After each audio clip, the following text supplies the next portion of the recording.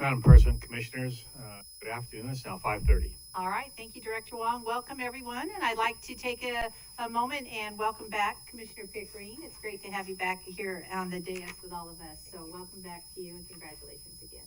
So uh, with that, we will go ahead and start with any questions or concerns about the agenda before we turn it over for the Director's report. Okay, Director Wong, back to you. Madam President, Commissioners, thank you. A couple updates for your calendars. Of course, first, I'd like to welcome Eagles Mayor and such. He is hiding in the back over there. Hello. Hello over there. He did have his passport, so he's fine across the board. Anyway, Commissioners, earlier this week, Commissioner May and I had the opportunity to attend the ITD groundbreaking for Highway 16 projects. It was a lot of very complimentary comments from the governor to ITD, ourselves, from ITD to us, and a lot of great comments from many of the elected officials that were there regarding not only this great project, but again, the teamwork that we have demonstrated in planning and coordinating and teamwork that we are going to demonstrate moving forward. But it was a very, very good event, and it was hot. Well, I'll just leave it at that. On the 25th of August, several of us will be at the Boise Depot giving a presentation on the Treasure Valley Amtrak concept and such. I will have a report back to you all on what was said when that was all said and done. This Saturday, if I'm not mistaken, is the annual Goat Head Festival and such, and we have provided absolute support to Jimmy Halliburton and the team to make this another success. As a reminder, Commissioners, next Tuesday, the 29th of August, we have an all-staff at Cloverdale, and you are all, of course, more than welcome to attend, and it should be a great session because it's in August. It will be short, so on-time start, and we'll be done quickly. On August 31st, I want to remind you all that we have the Legislature ACHD 101 here. We've got a very good response from the legislators coming in. It starts at 9 o'clock and it goes to 10 o'clock here in the auditorium.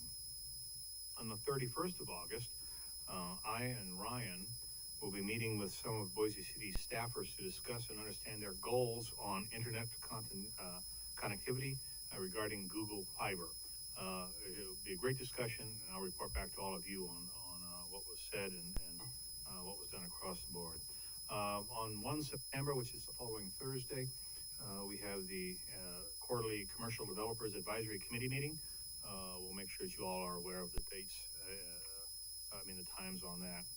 And again, on 8 September, we have the world famous, or infamous, I don't know how I spell that, ACHD Chili Cook-Off.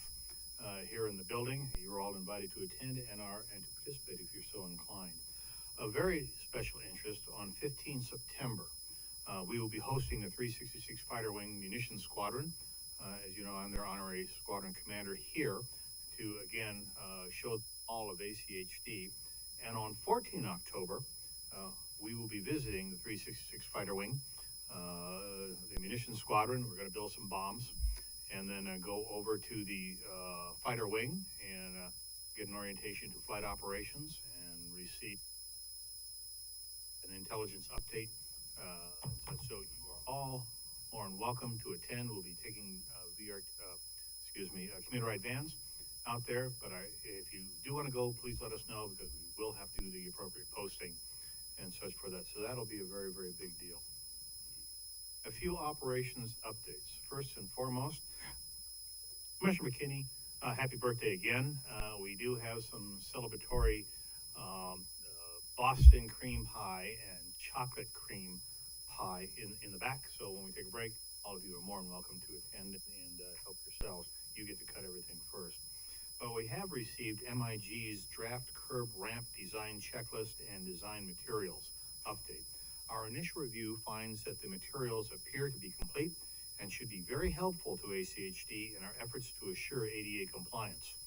The materials reference federal regulations as well as PROAG, which was one of the key things that we wanted to have happen on this, standards, and to the concept of maximum extent feasible with opportunity and rationale for design exceptions. Our staff will be reviewing this here in the next couple of weeks, and we will share those insights with you in the very near future as we move forward. Skilling is doing incredibly well. Again, Jennifer's team, brilliant across the board. We have multiple DVs on the are sharing this experience, and of course, most recently, our chair of our ADA advisory committee. I shared his comments with all of you earlier. There was one small hiccup today, and that was a dog that seemed to be in front of the path of the chip sealers. And so two very well-intended civilians came in their truck to try to help get the dog away. And as I understand, the dog jumped in their car and started growling and tried to bite them and let them back in their own car. And so it's all taken care of at the end, but as strangers in truth as we move forward on stuff. So just as a reminder, for metrics, this cost per lane mile is $9,252. We have filled 3,289 potholes year to date, all within 24 hours of notice. Thank you, Jennifer. Fuel consumption remains constant across the board, and we have a 98% in-service rate for our 398 vehicles, which again is absolutely phenomenal based on the great mechanics and operators that we employ on a daily basis. Commuter ride continues on target, commissioners. We have 555 passengers serving multiple routes. Commuter ride has removed 2,185 tons of CO2 to date and displaced 2,781,704 single occupancy vehicle miles year to date. Not bad. We have expended $2,637,908.23 on ADA compliance projects.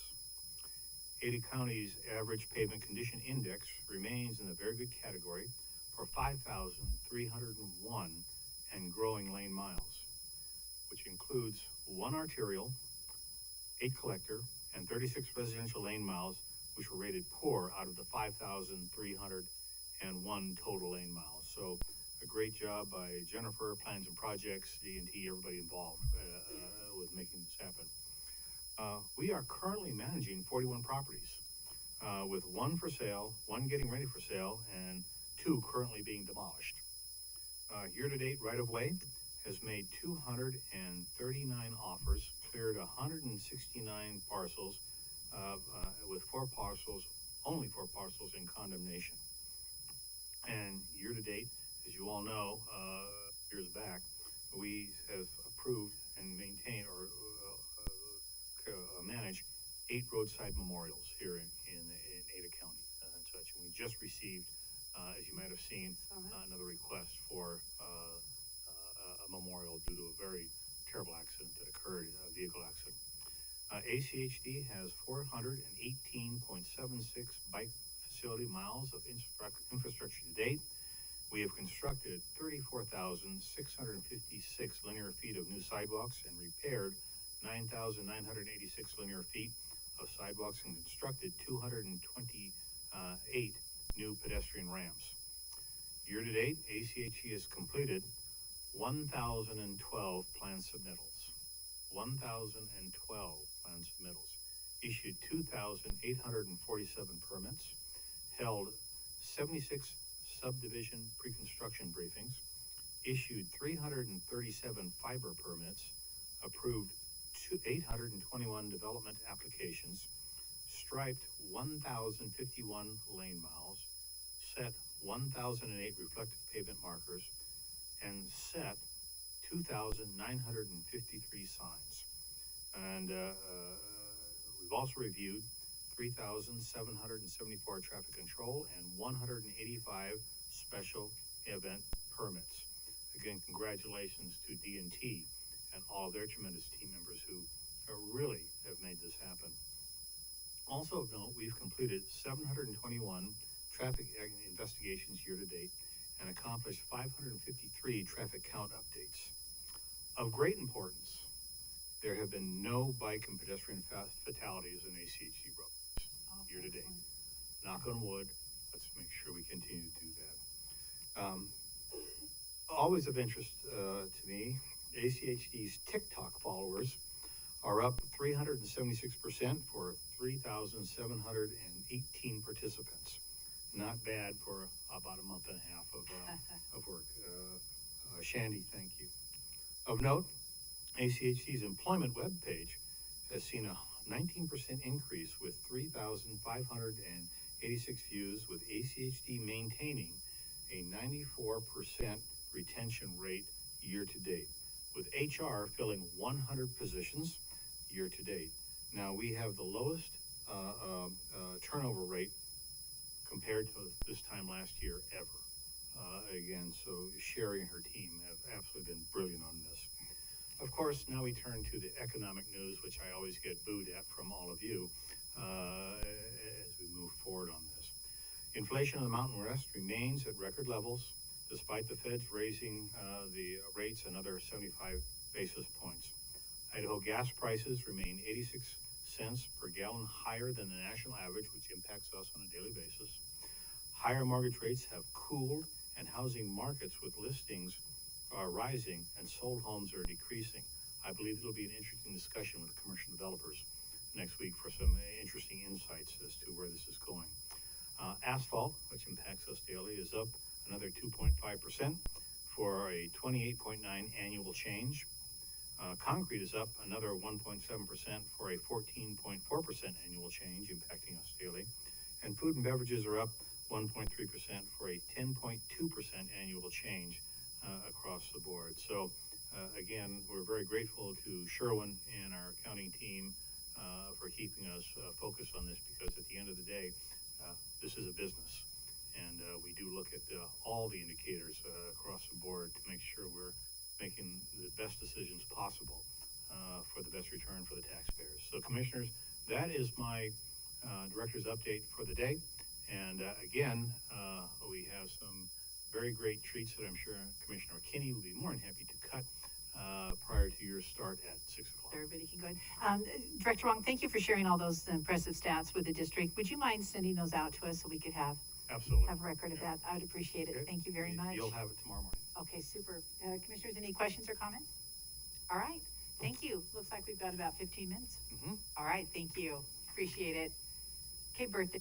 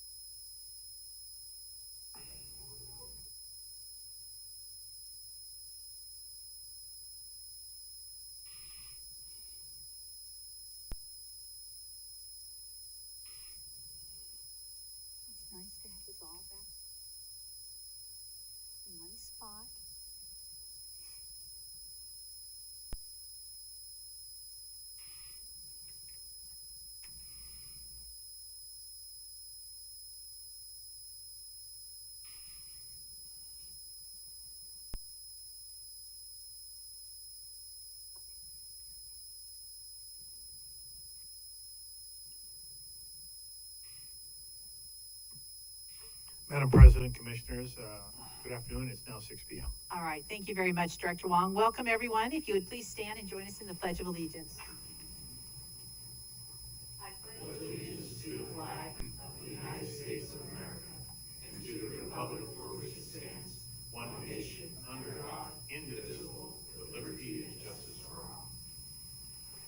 All right, thank you very much. And before we start, I'd like to take this opportunity to welcome one of our partners from Garden City, Council President James Page, and he is here and he has a message of thanks that he would like to share with our team. So, Councilman, if you would like to come up and welcome. And thank you for taking the time to be here. Thank you for having me, Madam Chair, Commissioners. I just wanted to come in and express, and I'd like to be clear that I'm not speaking on behalf of the city, or this is in an unofficial capacity, but as someone who lives in Garden City and has an office in Garden City, and uses the many roadways and pathways, sidewalks that are in Garden City, I just wanted to thank the Commission for its advocacy on behalf of Garden City for the federal RAISE grant that was recently awarded. I believe some of that money is earmarked for Garden City's improvements in Garden City. And you know, as someone who, Garden City is really diverse.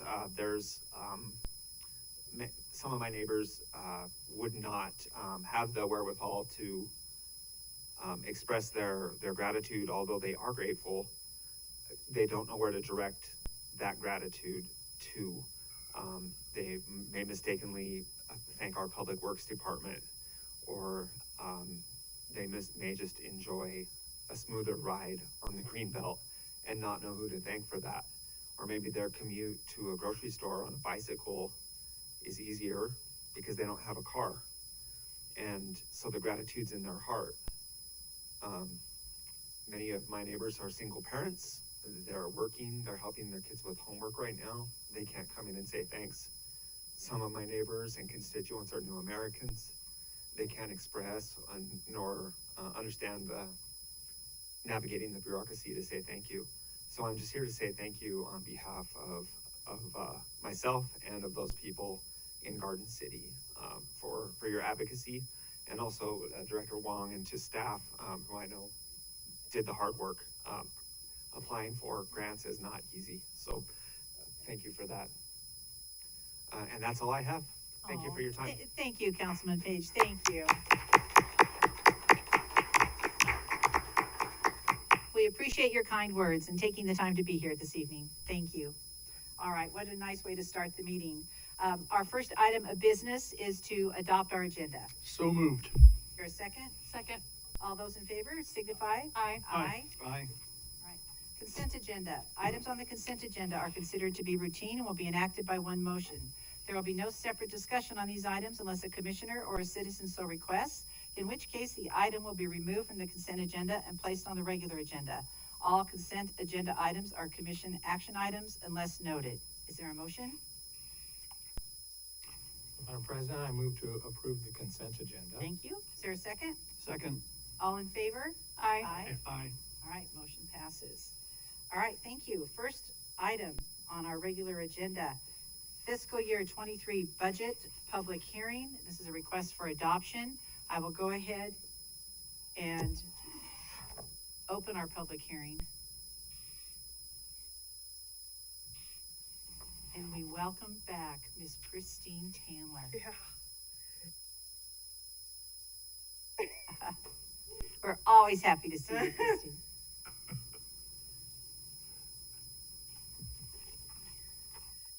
I can't get all my stuff figured out here.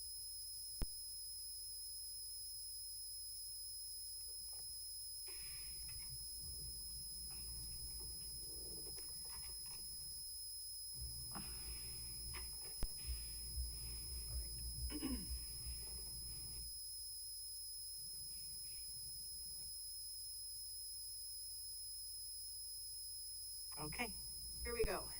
Madam President, Commissioners, Christine Tandler, Budget Manager for the district. I'm here to present The FY '23 budget, this is a decision briefing. There will be recommendations on the last slide, and I will need two separate motions and votes for each of those items. I will explain those when we get there. So all of the public hearing requirements have been met related to state statute, including having it available for the public to view, both online and then hard copy here, and then the advertising in the Idaho Press. So some of the planning actions taken for FY '23 is that we are showing $8.8 million in project costs rescheduling from FY '22 to FY '23 based on schedule changes. A significant number of those are related to DBIP as well as Kootenai. Moved a significant amount of Kootenai into FY '23 based on not receiving a bid. We did see a 10.2% increase in medical premiums that both the employer and the employee portion are going up, as well as we did not see an increase in dental. And then there is a 7% cost of living adjustment, which is a total of 8 minus the 1% that was given in April. At last week's meeting, there was talk about splitting up DBIP after having received the bid that was so much higher than the estimate. So I just wanted to bring your attention to this plan to change. The current draft budget does show $9.7 million in FY '23 for DBIP. The proposed budget for FY '23 reduces that by just about $5.2 million, and that is splitting out the phases of DBIP as requested and then bidding them separately as separate packages. So the budget that you will be adopting tonight does reflect this change. That $5.2 million essentially is just, I was able to balance it close and remove the need for us to utilize any priority corridor funding out of the reservation account there in order to cover the additional costs elsewhere. It's not a one-to-one decrease, but it decreased here, and then that's just where it's equaled out. Oh, I need to keep this. So with that change, the total revenue is $181.5 million. New revenue showing at $138 million. The cost share in federal aid, this one's at $16 million for FY '23. Again, I'll remind you that a bulk of that, about $10 million, is related to that federal aid project that we issued a check for, that we will be receiving a portion of that back. Just had to do with timing on that project. The $8.8 million in carryover funds. Future facilities reservation of $15.2 million. This bulk of this $13 million is related to the Franklin site. The plan to begin building that Franklin site in February, March of next year. So there will be funding in both FY '23 and then we'll see some final in FY '24. We are showing a balanced budget at $181.5 million. Capital projects is just under $80 million. Again, capital facilities at 15, operational budget of $83.6 million, and then commuter ride is balanced at $3.3 million. The pie chart for revenue is shown here. Oh, hang on, I turned the page too soon. As you can see, property taxes are just about 25% of our overall budget. This does include the reservation of the future facilities, the rescheduled projects, highway users fund. State sales taxes increased related to the TECM funding that we're now receiving that's coming through the state sales tax category, and followed by impact fees and registration fees as our big revenue sources for FY '23. On the expenditure side, we have a capital project. Between capital projects and the capital facilities, they're just over 50% of the budget, showing an 8% overhead, and then a 24% in maintenance. Now, again, this does include the future facilities in there. So on the next couple of slides, I'll show this two different scenarios of the capital side of the budget. One that includes the future facilities, $15.2 million, and then another one that does not include that, so that those proportionate shares of each of those programs isn't skewed in the future for analyzing.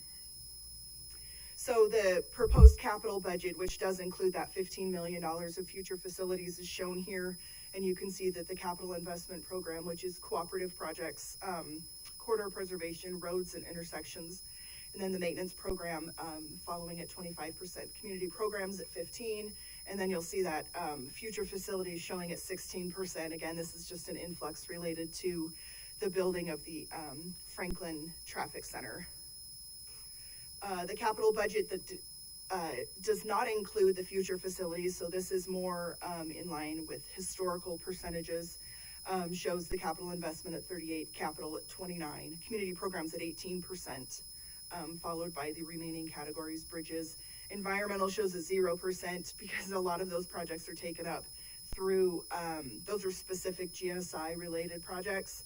And a lot of those are being done as we build projects, we're building those, and not as much as the retro are needed in this time. Community program projects that are planned for construction in FY23, again, as I mentioned before, Kootenai, as well as Emerald Street, Camelot to Raymond. This is one that's going to connect on that overpass with what ITD's already done. The Garden Street Bikeway, we do have $1.6 million programmed for the safe sidewalk budget. This is retrofitting any of those that are heaving or potentially missing segments of that. We have a whole program, and we have 2 individuals that work very hard to work out those contracts and get those going. On design, just going to hit a couple of these. Franklin and McDermott, McMillan, Black Cat, Roundabout, as well as the Orchard Street realignment. On Cole, Victory to Overland, we do have a maintenance project there. And then a project on Pierce Park, Castle to Hill that we'll be working through design on there. In right-of-way, we're working on the Lake Hazel corridor, so you can see Lake Hazel and Eagle Road. That is an in-house design project, as well as Lake Hazel, Eagle to Cloverdale, as well as Eagle Road, Lake Hazel to Amity. So that whole area with all the construction and the additional traffic that's going on out there, this is a very good push to be able to get some of that. I drive out to Lake Hazel. There's a big park out there that I take my little boy to, and that intersection is very, very small. On the capital projects on the construction side, again, as far as impact fee eligible projects go, the main one that we have is Locust Grove, Victory to Overland, and then the Locust Grove and Victory intersection. This is one that was originally programmed to be built in FY22, but with commission direction, we went back to the drawing board, changed the bike facilities to the multi-use pathways, similar to what we did on Eagle Road, and the project's getting ready to go out to bid in the next couple months. So with that, the staff recommendation is to approve the 23 budget of $181 million and authorize the commission president to sign the property tax certification of $46.3 million. I'll stand for questions. All right, thank you very much, Christine. Commissioners, any questions or comments for Christine before we hear from the constituents? Madam President, if I may, just Christine, one question for you. Back to the very, very beginning of your presentation, the $5.2 million in redirected funds. Go back couple more. There we go. The DBIP project, that $5.2 million. Is there any way to know how was that reallocated? What happened to that $5.2 million, or did it simply go back into the pot and the whole pot got divvied up again? So that $5.2 million is actually, we reduced the budget by that amount. So that $5.2 million we were originally going to have to pull from the priority corridor reservation account in order to cover budget expenditures. And with this change to DBIP, it is, we're not going to be using anything from the priority corridor reservation. That's not what we're proposing to do in the FY23 budget. Is that your question? Okay. So in other words, what you're saying is there were some challenges that roughly equaled this amount, and this amount more or less helped us meet some of those challenges. Correct, yes. And with the change related to the rejection of the bids of DBIP last year and the decision to move that over and space it out over a couple of years and break it up, there was just movement. I mean, it didn't originally come out to exactly what that number is, but it did. Okay. After I was done. Cause it was pretty close, and so in $181 million, there was a couple dollars that needed adjusted. Yeah, so the budget actually decreased by that $5.2 million from amount that was, proposed. Okay, all right, thank you. You're welcome. All right, thank you. Any other questions or comments? Just a couple Commissioner Hanson? clarifying questions. So just following up, so the priority corridor account, what is the current balance in the priority corridor account, and how's that reflected in the budget? I know we've designated the future facilities so that we can see what portion of the revenue that's coming in is being set aside for future facilities. Right. How does it work with the priority corridor account?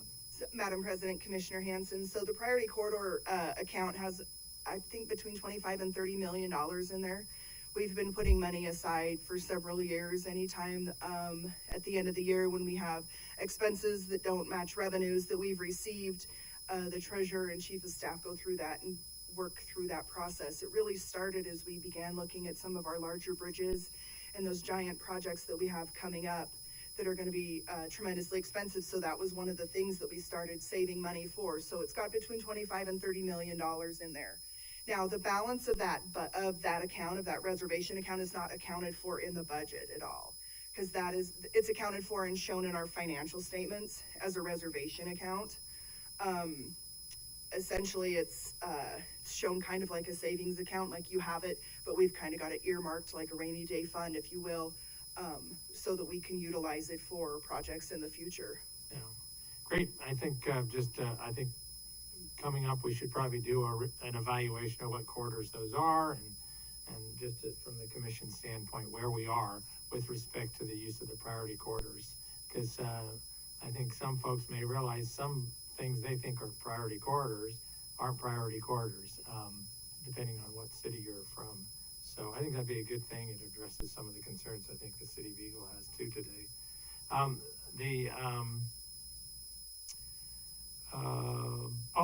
The other is a question from a constituent had a concern. They said they saw the FY24 budget. They said, well, the way we budget is we actually lay out 2 years worth of budget, but we actually only obligate the 23 budget. But it really is helpful to see where we're going. And I think, for example, the priority corridors and the future facilities is really helpful. Okay, where is this going? We're not gonna spend that, but we're not obligating it. So the motion tonight will obligate, make some obligations on behalf of the taxpayers to the FY23 budget, but not to the FY24 budget. It's there for explanatory purposes. Correct, Madam President, Commissioner Illustrates that Hanson. intent. Yes, we're required to adopt, or to present a biennial budget. Right. This year, and, this is my 10th year here, it's the first time we haven't had a balanced second year budget, so the FY24 budget currently is not balanced, with the decision to hold back and to evaluate the prioritization process specifically on the capital side.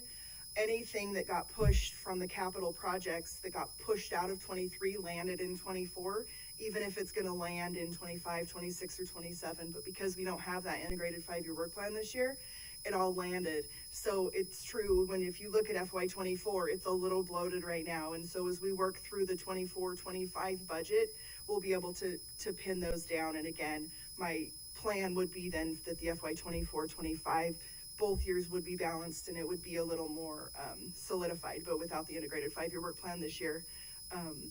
And I believe that Tom's coming back shortly to report back to the commission based on the budget adoption a year ago. I think that was part of that budget adoption, is to review that.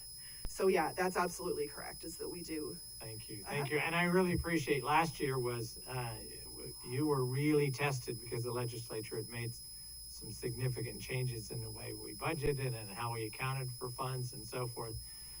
Fortunately, there isn't quite that much complication coming from the legislature, although it sure would have been nice if they gave us some more tools in addition to the complexity that they impose. They're not doing that next week. No, I guess they're gonna do something else. They're not gonna give us some tools next week to make things a little more helpful for the taxpayers on the local level. But thanks, I appreciate, I really, really appreciate having watched you for 10 years and seeing you do this work. You have really been Thank you. going to bat for and managing this complexity, this constantly Yes, moving this process. budget is twice as much as it was when or more than twice as much as it was when I started. When you first started. Thank you. Yeah, absolutely, absolutely. Any other questions or comments? Madam President? Christine, just to confirm, you shared the COLA on there as well, but does it also include, just want to confirm, the staff, salary shift that Sherry had presented earlier as well? So currently, those dollars are not divvied up within the budget. We're anticipating savings from openings from FY '22 that we'll be able to utilize there. Without knowing where we land and what's adopted as far as COLA goes specifically, I couldn't allocate those dollars on a person or on a division basis because I don't know where those will land in the new salary structure.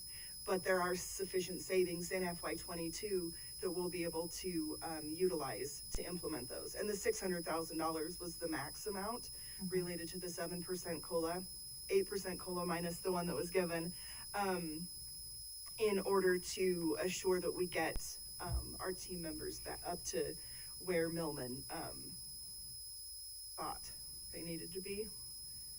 Thanks, Christine. All right, thank you, Christine. Mr. Goldberg? Just a big thank you. I know that you've been at least patient with me as I've over the last number of months had questions, and we've discussed a number of things publicly and otherwise, so that tonight's a little less of a contentious, or there's not a lot of new stuff that's going to, and I appreciate that. Absolutely. Thank you for that. And I know we did try something a little bit different this year. We started a little bit earlier, got presentations from all the departments, and got to hear, how the year went, what your expectations were, and how you were able to use the funding from last year. So I think that all kind of helped go into that process. And so we're not really missing a lot of pieces to the puzzle this evening. So I appreciate everybody stepping up and doing that. And I think maybe there's some things we can maybe fine tune going forward, but I think it was beneficial to everybody. So thank you very much for that extra bit of work there. So we appreciate all that. So any other questions or comments for Christine before we hear from? All right, thank you, Christine. I'm sure we'll call you back up in case there's a question. All right, thank you. Do you want to go ahead? Do you want to call? Okay, if needed. All right, so anyone in the audience that did not sign up or indicate that they would like to speak, that would like to address the commission? Right. Seeing none. All right. Commissioners, any other questions or comments? No public wants to speak? No, they just said if needed. Yep. So unless we need you. Yeah. Welcome, Mayor Pierce. Yeah, if needed. Pierce, 1980 West Floating Feather Road, Eagle, Idaho, 83616. Thank you, President May and Commissioners. I just wanted to get some things cleared up. Not sure if we read some things wrong or if some things were reworded in the way it was done. We have a few projects that are on the docket to be done next year, including State Street, Aikens, 2nd Street, Plaza, some other stuff. There was a line item that was referred to as Eagle Road, 2nd Street, and Aikens. We had a long time, 14-year economic development project that had been on the books and kept getting pushed. A couple of years ago, it got pushed to the fact that, hey, let's do it during the 22-23 year when we're going to do downtown Eagle. Of course, last year we talked and we moved that into this 23-24 year. So just wondering if that extension of Aikens over to 2nd Street is still in your budget and to be moving forward, or if somehow it got removed and we need to look at something different. The wording wasn't the same as it was last year. Right. So It's my understanding, and Justin is here, and he can certainly address this as well. But I believe there was some right-of-way and funding impacts that warranted making a strategic pause. And I think the decision was made to prioritize the downtown corridor with the State Street, with the big project going into downtown Eagle. So if I'm not correct there in my assumption, Justin, if you want to fill in anything there. But I think that, so Aikens was not on, so because of that strategic pause, but it has not dropped off the radar. I mean, it's still there, and I think discussions are ongoing, if I'm correct there. So, hopefully things can be worked out and we can get things back on track. But that's kind of where that is right now. That's great. So- We just want to make sure, because we know it's one of those projects that you guys used to do economic development type projects. You I don't believe that's the anymore. last one Yeah, it of is. that Yep. genre. Lucky Yes, us. Yeah, yeah, And lucky you guys. but yeah. 14 yeah. years ago, so just want to make sure that. You're there. Yeah, I know, I was, and so were you. And, so I just want to make sure you know that we also have been talking with a lot of the landowners and a lot of the businesses that are there. A lot of them are wanting to make sure that this happens. So if you're having issues with discussions on stuff like that, please let us know and we'll help in any which way we can. Absolutely. Obviously, we want to be here and work with you guys. As I've said every time, I like the relationship we have. I like where it's going. I like where it's been in some instances. And so, just want to make sure we keep that going forward and do good things together. Yeah, and that's our goal too. And I think our staff, they have a great relationship and the communication is key. So we want to keep strengthening that and working together. So, my expectation is that these conversations are going to ensue and keep going forward. So Okay. we Thank you very appreciate you much. being here. I appreciate you all. Thank you very much. All right. Anyway, come on up. You just state your name and address for the record, please. Yes, Terry Dennington, 4581 West Big Creek Street, 83642. All right, go ahead. And I just wanted to make a comment. It's the first time I've actually gone through the budget and done that. Well, we're glad you did. Yes. And thank you So- for taking time to come here and share your thoughts. That's right. And actually, my thoughts are really more thankful. Christine and Dale spent time with me and went over the budget, answered all my questions, and helped me go through everything and spent. No one better to do that. It was incredible. I mean, Christine is good. very knowledgeable. Dale was very, very knowledgeable and helped with things along the way as well. So I just wanted to give them my thanks for that. And that, the only comment I had for her was that I would like an acronym page, because there are so many acronyms in there that I spent think a we lot of had that time going through discussion those. too, to maybe add that, right? So if They're we hard could to add track. that, I think that would help people just to understand what various things meant. So, anyway, thank you very much. Well, thank Thank you you. very Thank much. We you. appreciate you taking the time. Thank you. Thank you. Yes, Uh, if this is the last time we hear the word DBIP, I won't miss that. If we any- just describe it in a way that yeah. tells us what it does. Any other comments? I have one, and just directed to the last testimony. Right ahead, Commissioner And Goldberg. you probably have an idea how much we appreciate hearing you appreciate our staff. I wish everybody knew that those kinds of conversations were possible. And so feel free to spread the word. Absolutely. All right, thank you. Any other questions or comments? No, but All right. I would just Commissioner echo Hanson? Commissioner Goldthorpe's, is that it's a 365-day process. One thing I'm excited about today is to see, now I thought it was gonna happen last year, but I understand why. A road that was built before Ada County Highway District even existed, and it's been an area of speeding and significant issues.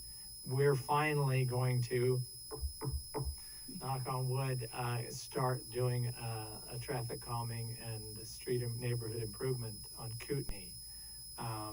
And that's been longer than even Eagle probably has been incorporated as a city. So these kind of issues we're going back to it, and it's because of neighbors like you who just stay at it year after year. They understand it takes, legislature only gives us so many tools, very, very fewer than in other states. And so we can only use those tools we have, and that's why sometimes it takes so long to get to things that we said, this has been a problem my whole life. So, thank you. All right, thank you. All right. No other questions or comments? Any additional comments for Christine or questions? All right, hearing none, I'm going to go ahead and, Ms. Spencer, unless you have someone on Zoom, I'm going to go ahead and close the public hearing. All right, thank you. All right, commissioners, we have this item before us. Madam President, Commissioner Goldthorpe, I'd like to make a motion that we adopt the fiscal year 23 budget. all right, is there a second? Second. All right, we have a motion before us. Any further discussion? All right, No, I don't have any, I just want to comment that the priorities, that have been set forth into the previous 5-year work plan is what we're operating now. And so I understand that things are gonna move around, and they'll constantly move around, but I do appreciate, and I see Christy sitting here, I appreciate the complexities of constantly moving things around and making sure that they fit it within the budget. And I am, like I said, I'm very excited that not only Kootenai, but Rose Hill, and Rose Hill's further down, you know, it's that 24, 25, 26, but once they start getting in there, is very, very important, because to me, it's not about building a whole bunch of new stuff that we have to continue to pay for. It's recognizing that we also need to maintain and protect the facilities that the taxpayers already own, the $3-point-something billion worth. And so I think moving in that direction, especially with improving the prioritization list and integrating it, is a really good direction that we're going. yeah, very good, I agree. And I believe the Kootenai project was one of the first big projects that I voted on when I first joined the commission, and I was very excited, and it's gonna be awesome to see this thing moving forward. So, and hats off to our staff. You mentioned the pivoting and the fluid documents and moving things around all the time. I mean, we have got the most extraordinary team here at ACHD, so I salute all of you. And budget process time is hard and difficult, and so Christine, you and your team, again, an extraordinary job, so thank you. So commissioners, we have that before. May I just, I forgot one more thing, I'm old, I forgot it, the Go ahead, Commissioner the Hanson. asset, while I mentioned that, you know, we have $3-point-something billion worth of physical assets. Yeah. In reality, the most important asset of this agency are the people in this Mhm. room and the people who work for this agency. And it's very important that we support and retain, staff and encourage them. We got a lot of competition out there. And so we supported part of this budget, I think it was mentioned, but it was sort of mentioned almost half-handedly. Part of this budget is an 8%, COLA, and 1% of that actually was moved into this current fiscal year so that we could get that started sooner. And that's really very important. That's part of that, is to discuss, is to recognize that's the asset that we have, and I appreciate, I think Absolutely. that needs to be said publicly, that that's part of, this budget. It's not just about putting all the projects together. Absolutely. All right, commissioners, I'm gonna go ahead and call for the vote. Aye. Those in favor signify by saying aye. Aye. Opposed? All right, motion carries. Yay. Now, Madam President, We need another motion. The second item. Madam President, I would move that we authorize you, as the commission president, to sign the property tax certification in the amount of 46 million plus, as Christine described. All right. Second. All right, any further discussion? Hearing none, I'll call for the vote. All in favor signify by saying aye. Aye. Aye. Opposed? Motion carries. Thank you. Christine, that's all you need from us? Pardon me? That was item number 2. Item 2. Okay, is the item 2. foregone resolution. Oh, yeah, I know. Before we move on, I just wanted to make sure. Resolution to add to foregone balance, request for approval. Madam President? I'm sorry. Are you- Anyone want to oh, speak sorry. to it? Thank you. Sorry, Christine. She wants to talk. It's your moment. He was up and moving before I even. That's right. I'm a Fast. 6-year-old. I don't get to talk very often All right, at my yeah. house. Madam President, I was just gonna say I don't have a presentation for this. This is all just a commission action as requested on the August 4th. Do you want to go ahead and just explain for the? Sure, yeah. So, benefit of in the evolution of the property tax ad valorem bill, House Bill 389, as we refer to it, one of the things that changed there was in order for an agency who chooses not to fully increase their property tax certification by the allowable amount, be it new construction roll or the 3% allowable, in the past, it would just automatically go into the foregone amount, and continue to add to that. However, now, in order for it to be added to that balance, the commission has to pass a resolution that then we would, forward on to the tax commission, who's the, dedicated maintainers of those balances. So this, the 1.365 is the 3% allowable increase that the commission has elected not to increase our property tax certification by.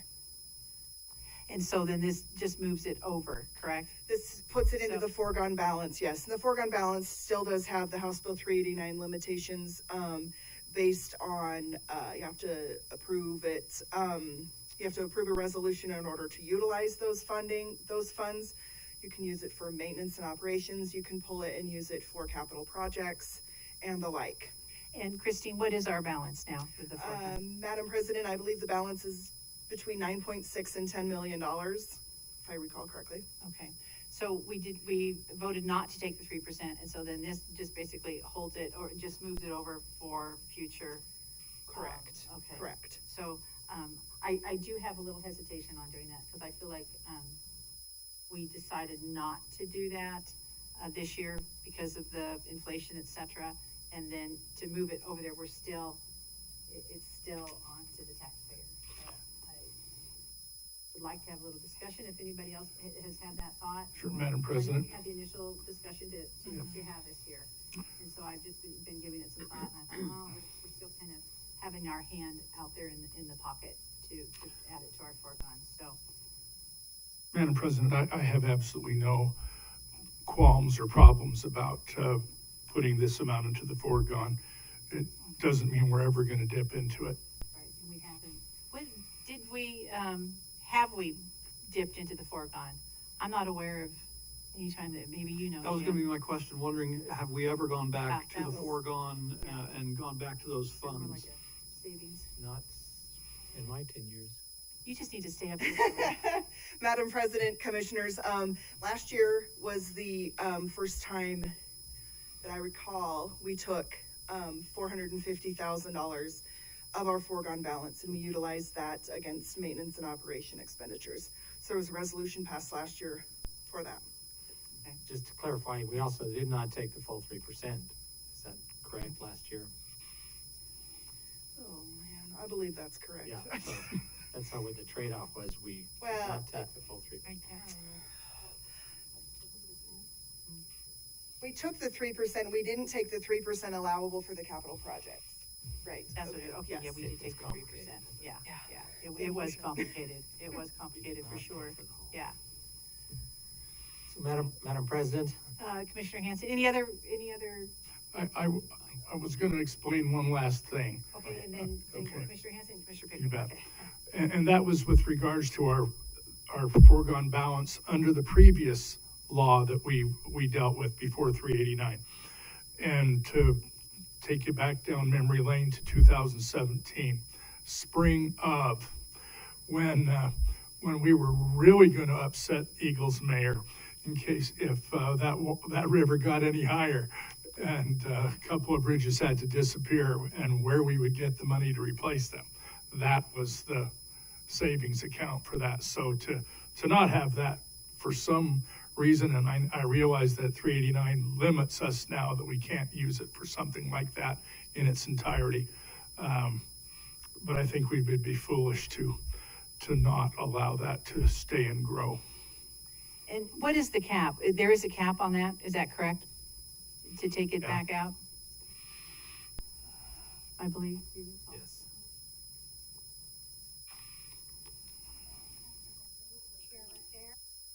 Now she's bringing her computer. Bring my think box up here.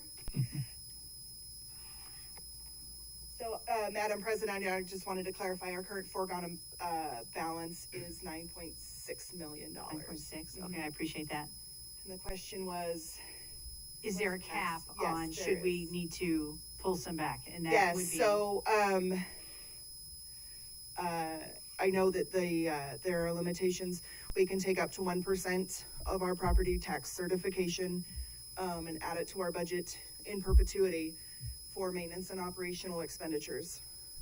We can also take 3% of our property tax certification and add it to our budget for a set amount of time for set capital projects.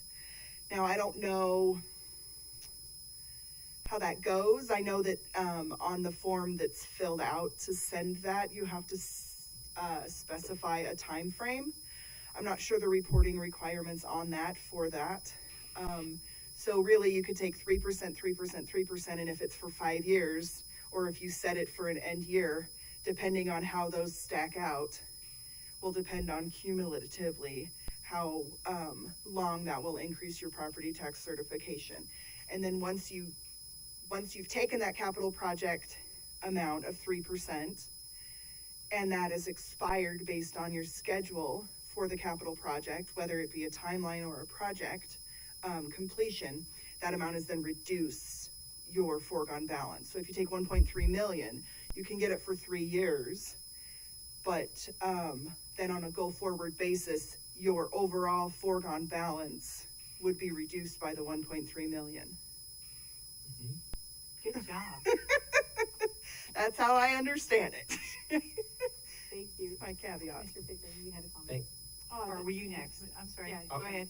Well, just fine. I really appreciate that, Christine. And the reason why, I think I agree with Commissioner Goldthorpe, we have to preserve our options is because the legislature, instead of giving us options so that we don't have to go to property taxpayers, and many of whom are on fixed incomes, and say, we're gonna try and fund, all these essential services off of the property taxes, they have refused to give us those options, and in fact, they've made it more complicated. Under property tax reform, even as they have huge budget surpluses from income and sales and other revenues, they continue to make it more complicated. And so I wouldn't be interested in preserving more property tax options into the future. If we had other options, I would go with other options depending on, the nature of the economy and right now the inflated values of real property, but we don't. So I think it's not fiscally prudent not to preserve a future commission's option, even though their hands are increasingly tied by this legislature, even to use those tools. So, I agree, we should preserve this for a future commission. They may not use it, they may. We don't know what the economy is gonna be looking like. This was a very different place before I came here, and we were recovering from the Great Recession. In fact, we ended up loaning enormous amounts from the property taxes to the impact fee loan balance, which we finally now pay back. So property taxes gets leaned on way, way too much. All right, thank you. Thank you. So, yeah, Christine, I think the budget that we just passed, I think is really prudent. It meets the demand and needs of our communities today. And I'm in favor of this resolution because, similar to the themes that have already been shared, is we just don't know what to expect. We're growing so fast. We might need that funding for something else, an emergency or whatever it is that we can't foresee today. So I think we've passed a really good budget, but I think that we also need to be cautious and go for, preserving the tax revenue that we have. Thank you. All right, Commissioner McKinney, any comments? Oh, I'm good with it. All right, Madam President, Commissioner Pickering. I move that we approve the resolution to add to the foregone balance, the property tax certification for fiscal year Second. 23. Okay, we have a motion before us. Is there any further discussion? All right, hearing none, I'll call for the vote. All in favor, signify by saying aye. Aye. Aye. Opposed? No. All right. Motion carries. I've got some papers to sign. All right. Now that takes us down to public communications. Speak now. You're gonna do public communications. We've already heard from you. No, Bruce Wong, Director, Ada County Highway District. I want to thank you. I want to thank Commissioner Hanson. Those words were tremendous, and they truly are reflective of the outstanding team we have here. I've had the privilege and honor of of leading this group for a couple of years. But as you all know, I've had the privilege and honor of leading very, very large organizations in my professional career. And I will tell you this, top notch. So thank you. Agree with you 100%.